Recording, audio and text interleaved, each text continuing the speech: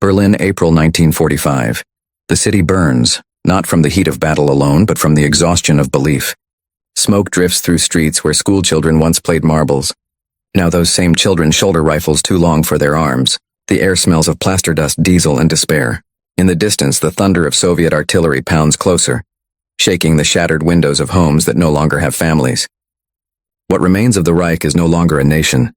It is a fever dream gasping its last breaths. In the half-light of dawn, a group of boys in mismatched uniforms huddles behind the twisted remains of a tram. Their boots are too big, their helmets slip down over their brows, and the fear in their eyes is far older than their years. 16-year-old Lucas grips a Panzerfaust with trembling fingers, its metal cold as death. Beside him, Otto, 15, recites fragments of the Führer's last speech from memory, his voice cracking somewhere between faith and terror. Around them, the rumble of tanks grows louder, and the ground quivers like a heartbeat beneath their boots. They were the Volkssturm, the People's Storm, Hitler's desperate creation from the autumn before. Anyone between 16 and 60 conscripted from schools, shops, and farms, called to defend a city that had already fallen in spirit. The older men coughed blood in the trenches. The younger boys dreamed of medals they would never wear. Propaganda posters still hung crooked on the walls. Victory or death for the fatherland. The irony no longer needed to be spoken aloud. It hung in the smoke, bitter as coal. For years, these children had marched in the parades of the Hitlerjugend, chanting songs of destiny. Their schools had been temples of obedience, their teachers apostles of fanaticism. They had been told that Germany was invincible, that courage could defy bombs.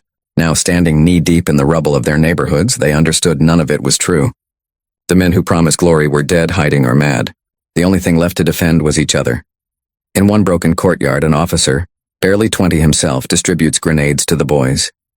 "Hold your positions," he says. "The Soviets will show no mercy." His words sound brave, but his hands shake. He knows what's coming. Everyone does. Rumors have spread faster than fire. Entire streets erased by Katyusha rockets. Civilians hanged for white flags. Red Army soldiers dragging women into basements. The children believe they are the last wall between their homes and hell. That night, the bombardment begins. The sky turns the color of rust. Buildings crumble like sandcastles under the fists of artillery. Lucas and Otto crouch together in a cellar, clutching their weapons, their ears ringing. "You think we'll win?" Otto whispers. Lucas doesn't answer. He stares at a photograph tucked into his sleeve. His mother, smiling in the sunlight, holding a pie she had baked for his birthday last year. He presses the picture to his chest, whispering her name between explosions. Above them, the Reichstag smolders, its flag half torn. The radio broadcasts a final address from Hitler himself, a voice rasping through static, promising victory that even his generals no longer believe in. The boys listen in silence, the words dissolving into the noise of collapsing walls. When the transmission ends, there is only the sound of weeping somewhere in the dark. By morning, the streets are unrecognizable. Tanks roll over the remains of bicycles and bread loaves. The smell of cordite and burned flesh fills the air. The boys run messages through alleys, delivering orders that no longer matter. One carries ammunition in a school satchel. Another drags a wounded comrade on a door plank through the mud. They are ghosts fighting for ghosts. In one corner of the ruined Tiergarten, they see something that freezes them. A column of Soviet soldiers, steel helmets glinting, faces like stone. The boys retreat, firing wildly, their rifles kicking like beasts. The Soviets return fire without hesitation. Bullets tear through the plaster, through the dreams of a generation. Lucas dives behind a statue of a lion, its marble mane chipped and blackened. When the shooting stops, Otto is gone. His helmet rolls to Lucas's feet, its inside smeared with red. The boy can't cry. He can only stare. Around him, other children fall. The officer who had told them to stand firm lies face down in the mud. The city wails through its sirens and its silence. Somewhere, church bells still ring, cracked and defiant. The Reich is ending, but not quietly. For 3 more days, Lucas hides among the ruins, surviving on rainwater and crumbs. The fighting grows distant, replaced by the guttural laughter of victory and the screams of the defeated. He crawls from cellar to cellar, following rumors whispered by civilians. The Americans are coming from the west. They treat prisoners kindly. Go west. The words sound like salvation. He decides to move. On the 5th night, he joins a small band of survivors, half-starved boys carrying rusted rifles. They slip through the smoke, past streets lined with corpses and white flags. One carries a tattered Hitler Youth banner, another a teddy bear he found in the ruins of a home. They march toward the western horizon, toward the unknown, hoping to meet an enemy who might not kill them on sight. As they cross the Havel River, They see the glow of American flares in the distance. It's not gunfire this time, but signal light. The boys hesitate. None of them have ever seen an American. Rumor painted them as devils, black-skinned monsters who would burn their eyes with torches. Yet the light seems warm, almost human. Lucas looks down at his reflection in the water, a face caked in soot, eyes hollow but still searching. "Let's go," he says quietly. The group moves forward, weapons raised high in surrender. They expect shouts, maybe gunfire. Instead, an American jeep halts beside them. A soldier steps out, hands up, not in threat but in caution. He calls to them in broken German, "Kinder, stop, no shooting." The boys freeze. Behind him, another figure appears, smaller in a khaki uniform, her hair tied back beneath a cap. A nurse. She carries a first aid bag and a thermos. The boys' instinct is fear. They've never been this close to an enemy woman before. But then she smiles, soft and tired, and says something none of them understand. Her tone is gentle, motherly. She points at their trembling hands, then at the ground, signaling them to sit. Lucas hesitates, then obeys. For the first time in months, he feels something unfamiliar. Safety. The woman kneels beside him, takes the Panzerfaust from his hands, and replaces it with a cup of water. "You're just children," she murmurs. He doesn't understand the words, but he understands the kindness. His throat tightens. As dawn breaks over the wreckage of Berlin, the boy who once believed he was defending a nation realizes he has only been defending a lie. The sound of approaching jeeps grows louder, the American flag fluttering through the smoke. The war for him is over, but the reckoning of what it meant to fight it is only beginning. He drinks the water, his hands shaking, and looks once more at the woman who called him boy. He doesn't know yet that she will be the first to call him son. The road west was lined with ghosts, not the dead. Those already belonged to the city behind them, but the living who carried the weight of defeat in their eyes. Lucas walked among them, rifle slung across his shoulder, mud clinging to his torn boots. Around him marched a scattered column of boys like himself, stragglers from broken platoons of the Volkssturm and Hitler Youth. Some still wore armbands. Others had stripped theirs off, afraid of what symbols might bring. The air was cold and damp, smelling of rain and smoke, and every few minutes, someone would glance back toward Berlin, as if they could still hear it dying. They had been told the Americans were different, clean, organized, merciful. The Soviets, they had heard, were not. "Go west," a woman had whispered as she gave Lucas a piece of bread outside Potsdam. "If they find you first, they'll shoot you or worse." It was enough. The boys began to walk. By the first night, they numbered 12. By the second, 9. Some fell behind from exhaustion. One disappeared after wandering into the forest. No one dared search for him. Food was scarce. They traded pins and knives for milk, begged from farmhouses, sometimes stole. In every village, they saw the same thing. Black flags hanging from windows, white sheets tied to chimneys. Germany was surrendering itself piece by piece. The road stretched through Brandenburg's ruined countryside. Tanks had left their tracks in the fields. Barns still smoldered. The birds had gone silent. Lucas's stomach twisted with hunger, but the ache in his heart was worse. He had no home to return to, no word of his mother. The last letter from her had come in February, written in a careful hand. "Be brave. I pray for you." He had folded it into the lining of his coat and carried it through every night of shellfire. One afternoon, as they approached a river crossing, they heard gunfire.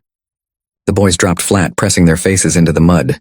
Through the reeds, they saw Soviet scouts searching a cart ahead. The boys waited, breathless, until the soldiers left. When the silence returned, Otto's absence hit Lucas like a blade again. He looked to the others, faces pale, eyes hollow. "We move only at night," he said quietly. "Wes, no torches, no talking." No one argued. That night, rain fell hard. They found shelter in a half-destroyed barn. One boy, barely 13, began to cry softly.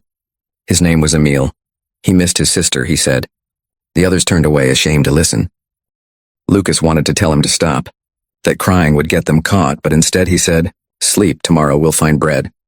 The lie was gentle, and it was all he could give. By morning, their luck changed, or seemed to. A German farmer, old and gray, gave them food in exchange for their weapons. "The war's finished," he muttered. "You're too young for graves." Lucas hesitated but surrendered his rifle. The man nodded, spat into the dirt, and told them the Americans had reached the Elbe River. "If you hurry, you'll find them before the Russians find you." They did hurry. Hunger became less of an enemy than time. The thunder of artillery had faded behind them, replaced by the hum of engines ahead. On the third day, the road began to fill with others. Wounded soldiers, civilians pushing carts, mothers clutching babies wrapped in rags. No one spoke of victory anymore. The boys walked among them like shadows. By the time they reached the outskirts of Magdeburg, they saw the first white stars painted on tanks. American jeeps rolled through the ruins, their soldiers watching with wary eyes. The boy stopped at a distance, frozen. Lucas raised his hands, palms open. The Americans shouted commands he didn't understand. For a moment he feared they'd be shot. Then one soldier lowered his weapon and gestured them forward. The encounter was brief but unforgettable. The soldiers searched them, found no weapons, and offered food, real food. A piece of chocolate, a can of beans. One laughed softly and ruffled Emil's hair, calling him kid. Lucas stared, unable to reconcile this scene with the stories he'd been told. No one shouted, no one struck them. These men didn't look like monsters. They looked tired, just like him, but their safety didn't last. Orders came to move all prisoners to holding camps farther south. The boys were placed on the back of a truck, guarded but unharmed. The engine rattled through miles of countryside that seemed impossibly green after the gray of Berlin. Lucas watched the fields pass by, unable to shake the feeling that he had stepped into another world. When the truck stopped, they found themselves in a makeshift camp outside Würzburg. Rows of tents, barbed wire fences, and the smell of disinfectant. The guards were firm but not cruel. There were hundreds of prisoners, men old and young, some in Wehrmacht uniforms, others in civilian clothes. The boys were separated into a smaller section marked underage. The Americans didn't know what else to call them. At night, Lucas lay awake listening to the murmurs around him. Some men argued about surrender. Others whispered prayers. A few still clung to delusion, muttering that Hitler was alive and would return. But for the younger ones, the illusion had already died. They were no longer soldiers, just children waiting to be told what would happen next. On the third day, American nurses arrived to tend to the sick. Their khaki uniforms stood out against the mud and wire. They moved with quiet efficiency, handing out blankets, checking wounds, speaking softly. When one passed Lucas, he caught a faint scent of soap and tobacco. She couldn't have been more than 30. Her name tag read Andrews. She smiled at him briefly before moving on to bandage another boy's leg. It was a small gesture, but it felt like sunlight. Later, she returned with food. Thick soup and bread. "Eat," she said, her voice calm. Lucas took the bowl, his hands trembling. She looked at him for a moment, then asked something in English. He shook his head, not understanding. She tried again, slower this time. "Name?" He hesitated. "Lucas," she nodded. "Lucas," she repeated as if testing the weight of it. Then gently, "Good boy." The words struck him harder than any bullet. He hadn't heard them since the war began. Around him, other nurses repeated the same kindnesses, calling the boys darling, son, sweetheart. Some laughed softly when the boys blushed.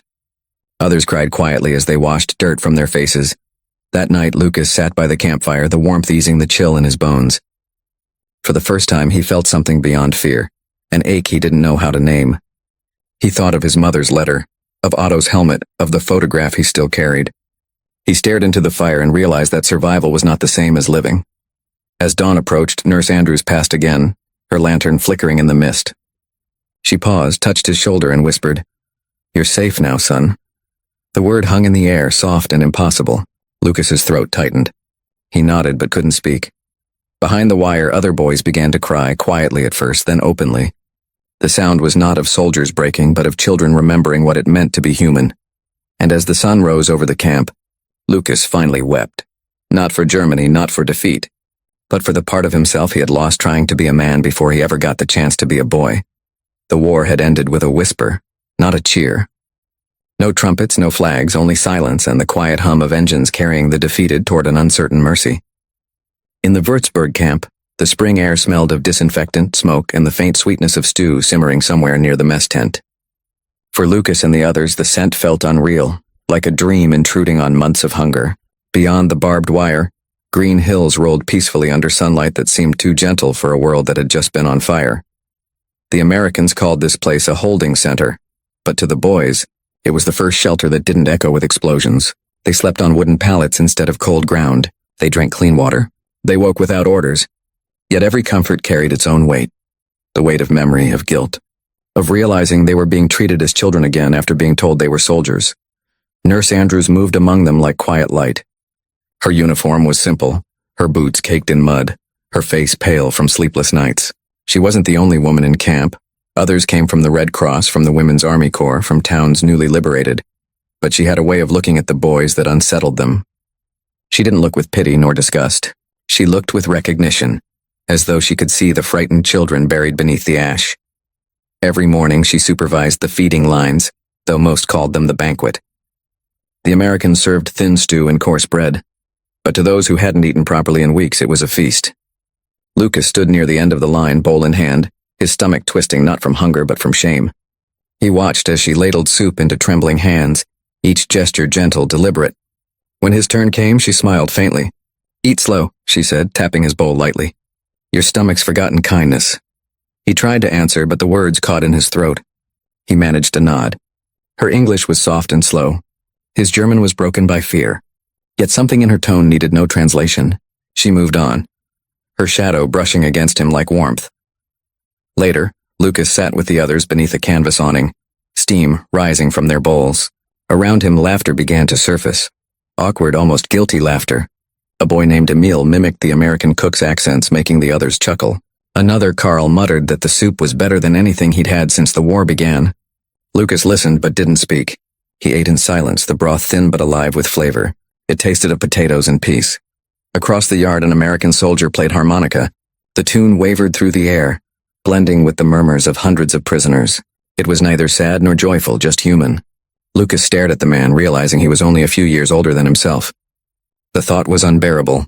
How many lives had been swallowed by lies told to boys like them? In the afternoon, Nurse Andrews returned, this time carrying a tin of salve and a stack of papers. She began checking the boys' wounds and recording their names. When she reached Lucas, she knelt and gently rolled up his sleeve, revealing a gash from shrapnel that had long since gone untreated. He flinched. "Easy," she murmured, applying the ointment. "You'll heal faster if you stop pretending you're made of stone." He blinked at her, not understanding the words but understanding the tone. Her voice reminded him of his mother calling him in from the rain. She looked up, meeting his eyes. "How old?" she asked. 16, he said softly. She paused. 16, she repeated, shaking her head. "My brother's 17. He's home, plays baseball." He had never heard of baseball, but the way she said home carried the weight of something sacred. That evening, the nurses organized what they called a quiet dinner. The youngest prisoners, those under 18, were gathered separately from the rest. Long wooden tables were set under a makeshift canopy.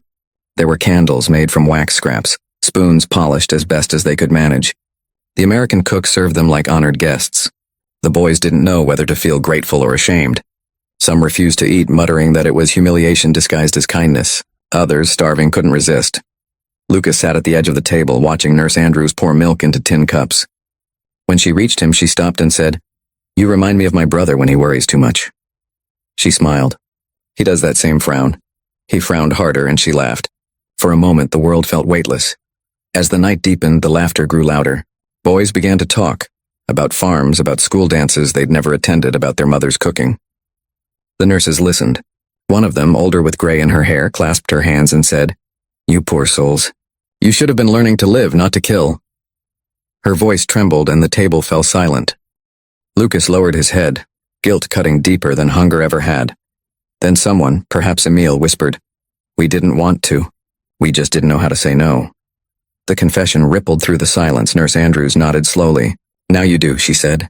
"You said no by surviving." Something shifted in the air. For the first time, Lucas allowed himself to breathe without fear. The war for him had truly ended at that table, not with surrender but with forgiveness he didn't think he deserved. When the meal ended, Nurse Andrews gathered their plates, humming under her breath. Lucas caught fragments of the tune, foreign yet familiar. He followed her with his eyes as she disappeared toward the medical tent. The boys began drifting away, their laughter fading into quiet sleep. But Lucas stayed behind, staring at the candlelight flickering against the canvas. His hands trembled slightly, the warmth of the food still burning in his stomach. The camp had grown still except for the distant rustle of guards on patrol. A sound startled him, a soft sob. He turned to see Emil sitting on the ground, crying into his hands. Lucas hesitated, then crouched beside him. "What's wrong?" he whispered. "She called me son," Emil said through tears. "She said I reminded her of her boy. I didn't know what to do." Lucas looked at him for a long moment, then placed a hand on his shoulder. "It's all right," he said. "Maybe we are." The words hung in the air like a fragile truth. Around them, the night seemed to exhale. Somewhere, an American nurse laughed softly in her tent. Somewhere, a church bell rang. Lectures replaced commands. In some camps, American teachers played jazz records during breaks, letting the boys laugh again. For the first time, Lucas saw a world where rhythm wasn't dictated by marching boots, But joy came with confusion. Who were they supposed to be now? Too old to be children, too young to bear the sins of their fathers. Some clung to denial, others drowned in shame. Lucas hovered somewhere in between. He attended the classes, repeated the words about freedom and justice, but part of him couldn't forget the images of Berlin, the boys who hadn't made it west, the ones buried beneath rubble or worse. He began writing in a small notebook Nurse Andrews had given him. At first just names: Otto, Emil, Karl, then sentences, fragments of memory. He wrote about the soup line, about the word son. He didn't show anyone. It was the first thing he had done for himself, not because someone ordered it. Weeks passed and the seasons changed. Snow fell on the camp roofs, softening the scars of the land. One morning, a group of Red Cross volunteers arrived to distribute care packages. Lucas helped unload them, surprised to see Nurse Andrews among the workers. Her uniform was different now, a civilian coat, a scarf around her neck. "You're leaving?" he asked, handing her a crate. "Soon," she said. "Back to the States. My mother's not well." The words struck him with quiet finality. He nodded, unsure how to speak through the weight in his chest. "You'll go home," he said. "That's good," she smiled sadly. "And you'll stay." "That's good too. Someone has to rebuild this place." That night she walked through the camp one last time, saying goodbye to the boys. Some gave her small gifts, a wooden button, a drawing, a pressed flower. When she reached Lucas, he stood awkwardly by the gate. The snow crunched beneath their boots. "I never thanked you," he said softly. "For what?" "For treating me like a person." She studied him for a moment, her breath clouding in the cold. "Promise me something, Lucas. Don't let this war be the only thing that defines you." He nodded. "I'll try."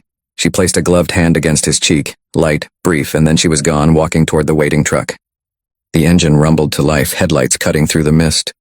Lucas stood watching until the sound faded completely. For the first time since surrender, he felt truly alone. In the years that followed, Europe reshaped itself. Borders shifted, currencies changed, cities were rebuilt stone by stone. Germany was split in two, east under Soviet control for morning prayers. The world was turning again. As Lucas stood, he noticed the sky, still dark, but streaked faintly with silver at the horizon. Dawn approaching, a new day for people who weren't sure they deserved one. He touched the pocket where his mother's letter still rested. For the first time, he wasn't afraid to open it again. But before he could, he saw Nurse Andrews walking toward him, her lantern casting a soft halo of light through the fog. She stopped a few steps away, her voice almost a whisper. "You boys eat tomorrow, same time," she said, smiling. "Don't be late. I made something special."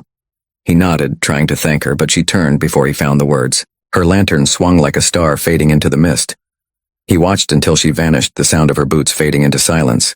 Then he looked down at his hands, the same hands that once held a weapon, and realized they no longer shook from fear. The stew, the laughter, the word son, they were small mercies, but they were rebuilding him piece by piece.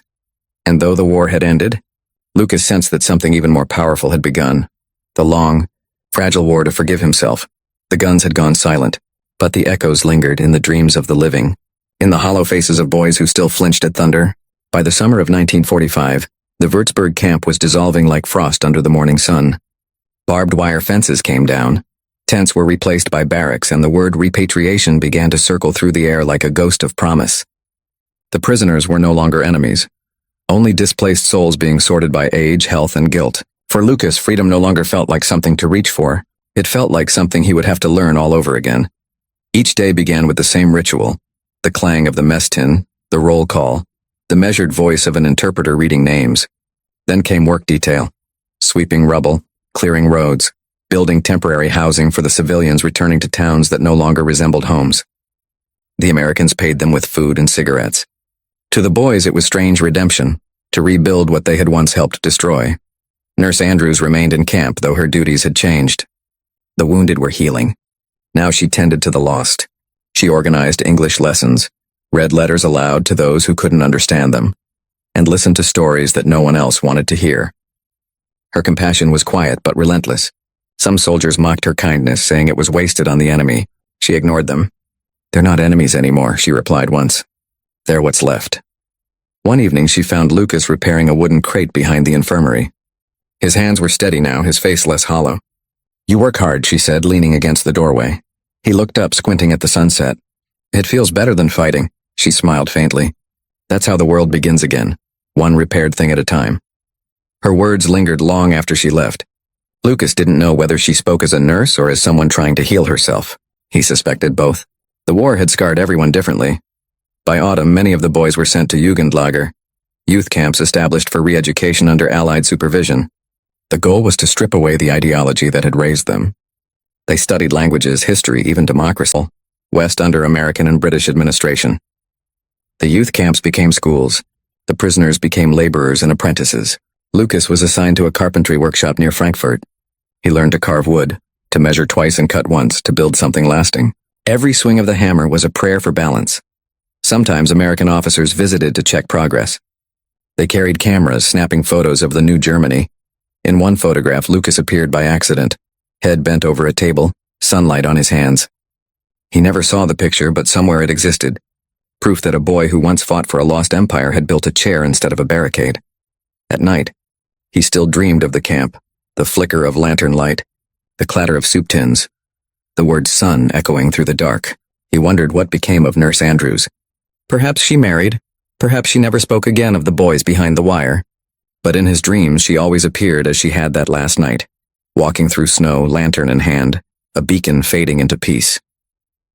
By 1950, Lucas was 21. The world was different, but not always kinder.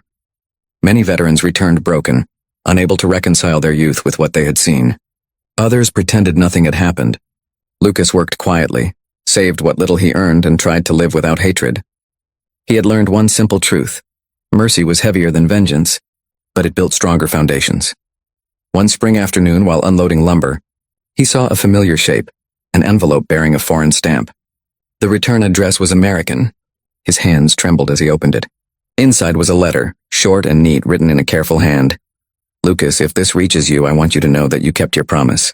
The world is quieter now, and I believe it's because of boys who chose to live instead of hate.